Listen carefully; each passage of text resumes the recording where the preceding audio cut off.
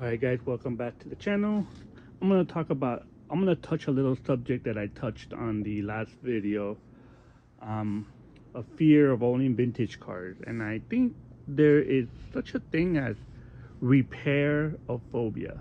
I think a lot of people that drive modern cars are afraid to work on vintage cars.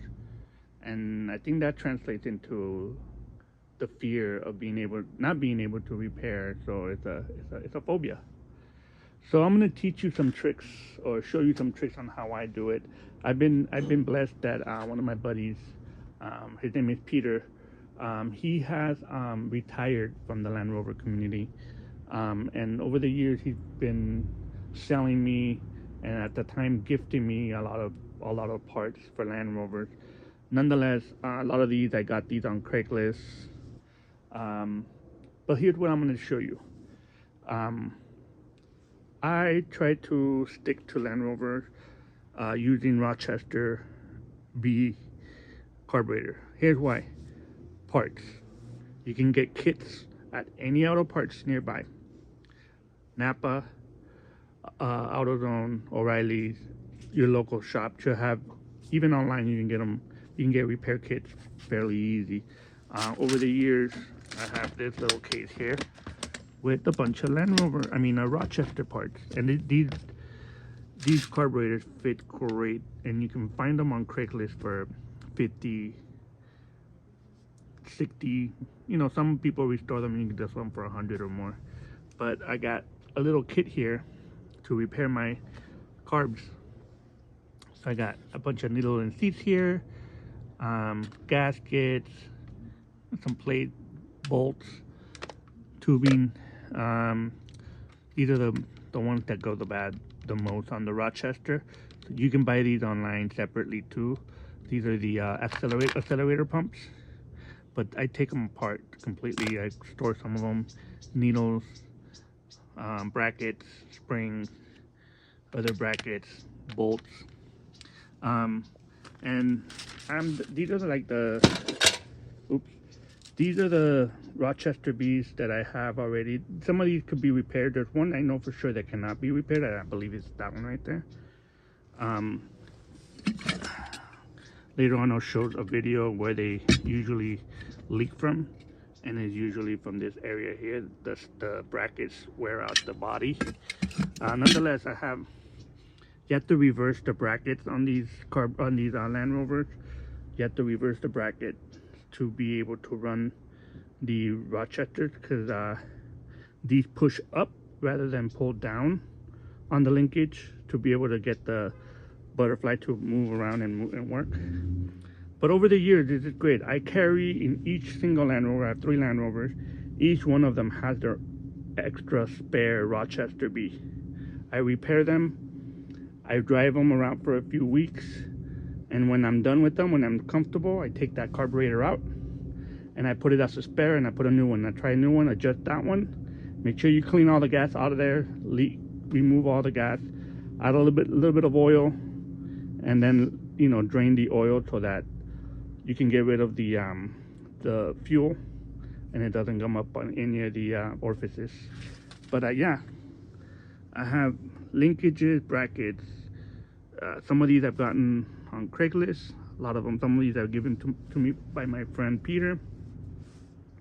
So here's the thing: don't be afraid to hoard with these vintage cars, because it's easier and better to repair an old carburetor than to try to get a brand new one, a reproduction running.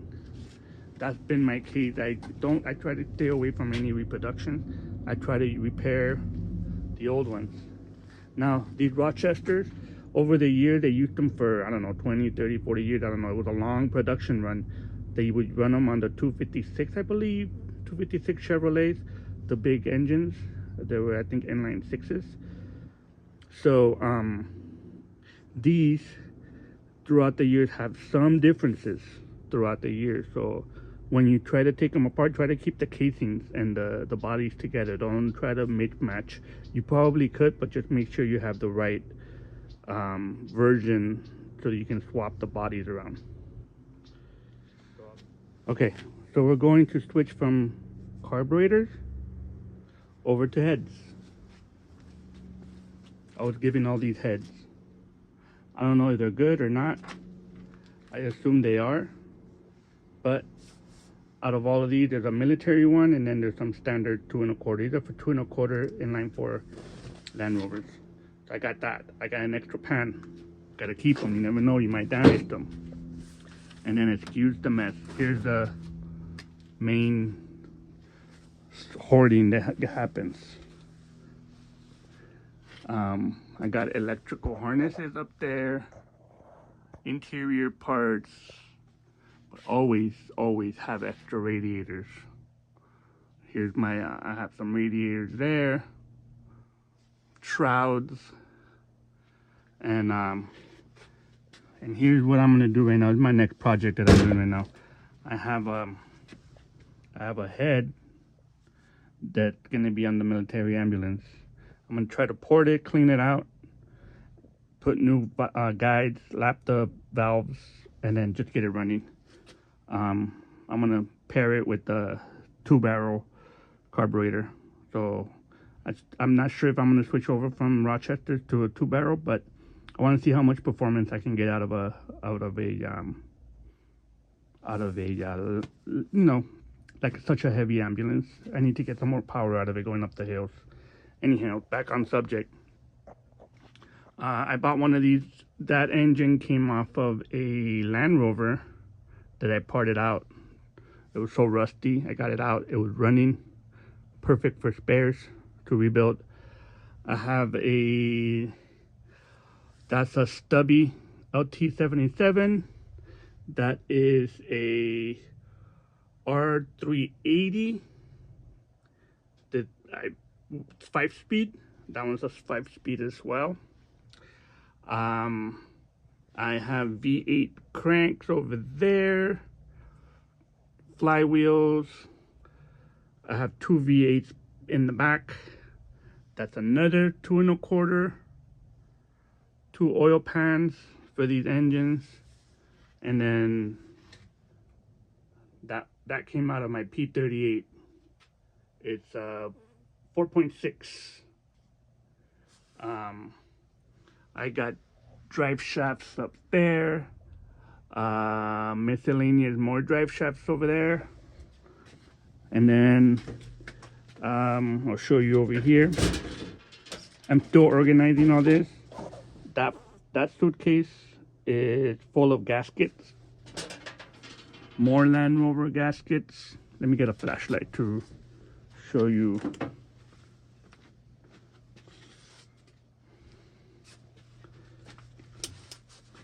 Okay, I have some gaskets here.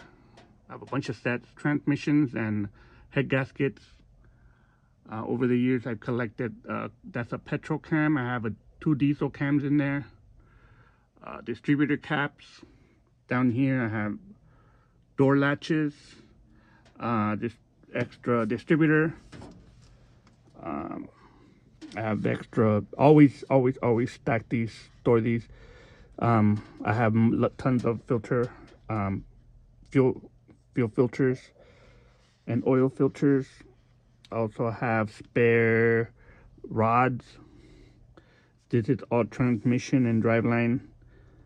Where we have caps for the rear axles. These are cylinders for wheel cylinders. Bearing kits. I have a bunch of bearing kits that I like to keep spares of. Transmission parts for rebuilding transfer cases. That's a swivel. That's one of the drop arms for the swivels. That's an intermediate gear set right there. Valve covers right there in the back of a brand new latch for a door. Anyways, we'll move on to this other one. This one's also for my series collection. You want to hoard pumps, the original pumps. If you can find these, grab them, save them. Make sure you keep them clean and lubricated so they don't rust. I got pistons, valve springs, more pistons in the back, oil filter housing. These are more miscellaneous. Fan clutch for that thing. That's a Rover. I don't know. That's a V8 probably. That shouldn't be there. But I do have a bunch of fans and U-bolts. You gotta carry U-bolts. You never know on the field or on road, and you might stretch one of these bolts and you'll need a spare one or strip the threads on them. Carry extra U-bolts. I got a bunch of extra electrical stuff here. This is all electrical. I have tons of turning indicators, tons and tons of not tons but many instrument clusters, gauges. I also have switches right here. These are wiper switches, start switches, dimmer switches, all in this red gallon here, this red jug. Down here I have brake pads. I don't throw away my old brake pads. I keep them. Should there be an issue, you can reshoe these with rivets. So don't throw away your old brake pads if you haven't gotten down to the metal. You can reuse these. Some of these are MG pads. They're not Land Rover pads. What else? Oh, I have alternators back there. You know, you want to keep as much as you can so that you can keep your trucks running. This is my little bench right here where I go through. Oh, not all of these here at the bottom. It's all hardware. Keep all your hardware. I'm a hoarder for, I'm a sucker for hardware. I got alternators back here. You know, this doesn't happen overnight. Obviously, you need to, over the years, just look on eBay and find people that are, you know, clearing out their yards and just keep your hobby alive, you know. The less you have to spend out and about throwing away your money to Chinese parts, the better you are. Oh, here it is. Oh no, that's not a Rochester B, is it? No, this is a V8. This is a 4-barrel for a V8. That'll probably be for that one. I have a 4-barrel Aerobot that I'm building for that engine. So yeah, I just wanted to, you know, just walk you through that. It's very important to keep the hobby alive by, you know, keeping extra parts, keeping extra spares. Having spares around in your truck is very important. Carrying those all the time is will make the hobby happier. You never know, you might be able to help somebody, you know. Carry extra fuel hoses, you know. Carry extra rotors, either your old rotors, if it's running okay and you change it, clean it up and put it back in your truck and carry it as a spare to limp home. So yeah, I just wanted to give you a little walkthrough of my stash of Land Rover series parts. That one right there is all Range Rover Classic and Discovery parts in that one cabinet there. But yeah, just hope you can keep the learn something from this. I hope you learned something from it, and I hope that you become a little sort of a part hoarder on parts for your vintage vehicles. Don't be afraid to keep them. You can always rebuild them sometime. You can trade them for to other people for them. So I hope you got something out of it, and we'll see you on the next one. Hey guys, last night I was editing the video, and I forgot a few things. After like finishing up the recording of the last segment, I realized that there was some information that needed to be shared to complete the video. And I just realized that, you know, when was the last time you guys saw like a repair manual for a Tesla or for your most modern F-250s that are out there from the current, you know, current version that's out there? All the modern cars, when do you see like a comprehensive publication like this? Workshop manuals that are complete and thorough, they're not out there. Plus the benefit of all this is also the community. I keep saying that, the community. The forums are a little bit on the downward spiral because of Instagram and you know um, social media and all that, and YouTube. But there's still great help. You can read a lot of if you're almost 100% or 99.99% of there's a chance that the problem that you have has been dealt with before. And so there's going to be a lot of threads that are going to be talking about your situation. So don't be afraid. I mean, look, we got this one. Land Rovers come with the Series 2 and 2A come with two repair manuals.